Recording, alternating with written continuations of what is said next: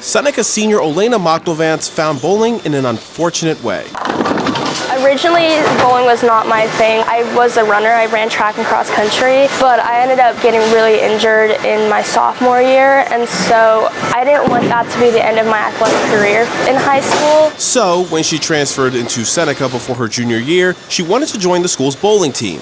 But there was a problem. So I was asking around, and there was no bowling team, or at least it ended a couple years before I came.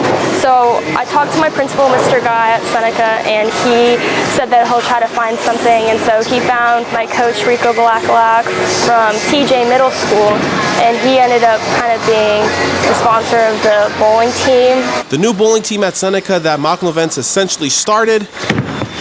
Now, a year later, Makhnovets' interest turned into a full-blown passion. Every day, I think I'm at a bowling alley 3-4 times a week, and I'm staying here 2 or 3 hours, and you just keep rolling. Rolling into a great senior season, a season in which she represented Seneca in the state championship tournament. It was the first time Seneca competed for a bowling state championship since 2018, and just the third time since 2013. I can't even express all the gratitude, and it's such an amazing thing, and all my hard work kind of came to this. I'm just so proud and happy to say that I actually made that part on the team, and I'm always going to wear Seneca on my back doing it because my team has been there. They've been my biggest supporters through everything.